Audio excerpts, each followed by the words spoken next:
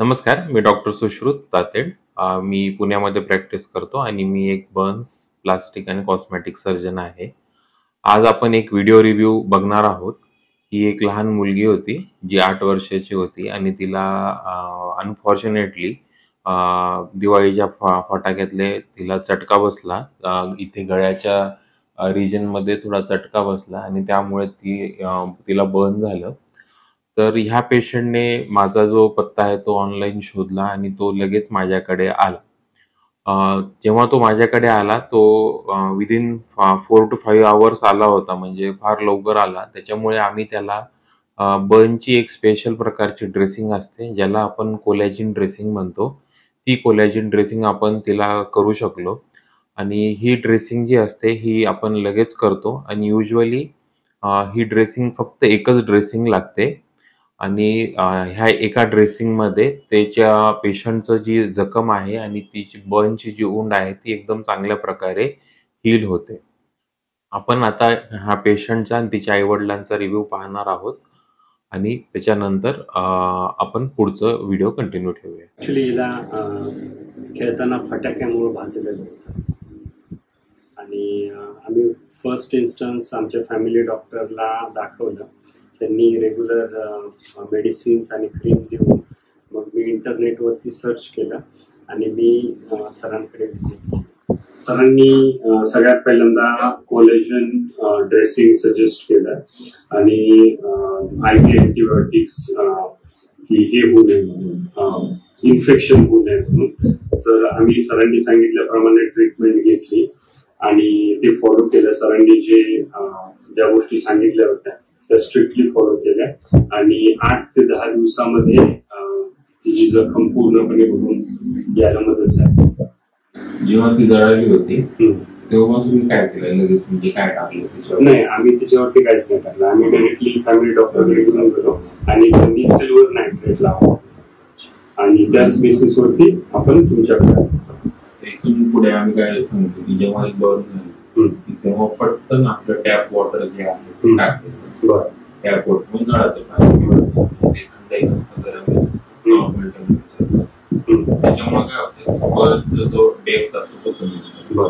म्हणजे लगेच आग विझून झाल्यामुळे काय होतं की ते बर्नची डेप्थ कमी होते. त्यामुळे आणि दुसरी गोष्ट, सगळ्यात चांगली गोष्ट ही झाली की तुम्ही लगेच त्याच दिवशी आल्यामुळे मला कोलॅजिन ड्रेसिंग करता आलं. विदिन 24 hours आल्यामुळे कोलॅजिन ड्रेसिंग आपल्याला करता आले आणि त्याच्यामुळे आपल्याला सध्या तरी आज 10वा दिवस आहे आणि जखम सगळी भरली आहे.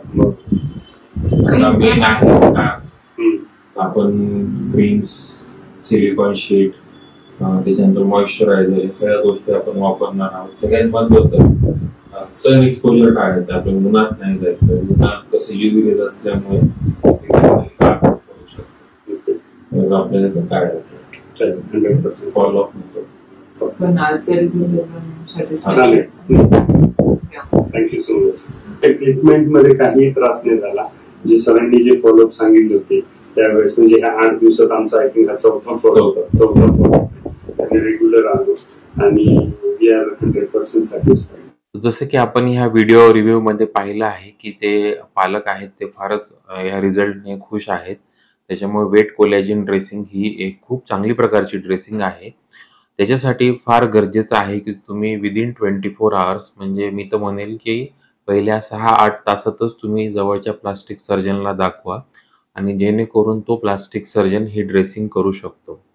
आणखीन एक महत्वाची गोष्ट ही आहे की जेव्हाही आपल्या मुलाला किंवा कुणालाही बर्न होईल किंवा काही जळालं असेल तर त्याच्यावर हळद, त्याच्यानंतर टूथपेस्ट, त्याच्यानंतर इंक, ह्या 3-4 गोष्टी टाकू नये. त्यांच्यावर फक्त नळाचा पाणी हे टाकावं आणि डायरेक्ट त्याला डॉक्टरांकडे घेऊन जावं. नळाचं पाणी टाकल्यामुळे ॲडव्हान्टेज हे होतो की बर्नची जी जखम आहे ती जास्त डीप जात नाही आणि लवकर ती जखम विझून जाते आणि आपल्याला जो बॉडीला होणारा लॉस आहे ते फार कमी राहतो. आणि बर्न कोलॅजिन ड्रेसिंग केल्यामुळे जखम जी आहे ती लवकर भरण्यास मदत होते. बऱ्याचदा पेशंटला फक्त एकच कोलॅजिन ड्रेसिंग करायला लागते. त्याच्यामुळे घडी ड्रेसिंग करताना जो पेशंटला होणारा जो त्रास आहे तो पूर्णपणे कमी होऊन जातो. जखम जी आहे ती फार लवकर भरते आणि ती भरलेली जखम ही चांगली भरते. त्याच्यामुळे आपल्याला वण वगैरे बऱ्याच अंशी कमी राहतं आणि तो स्कार आहे तो पण पूर्णपणे किंवा 90% कमी होण्यात मदत होते. त्याच्यामुळे सर्वात महत्त्वाचं आहे की जेव्हा तुम्हाला बर्न होईल तुम्ही जवळच्या प्लास्टिक सर्जनला 24 तासाच्या आत दाखवणे फार गरजेचं आहे.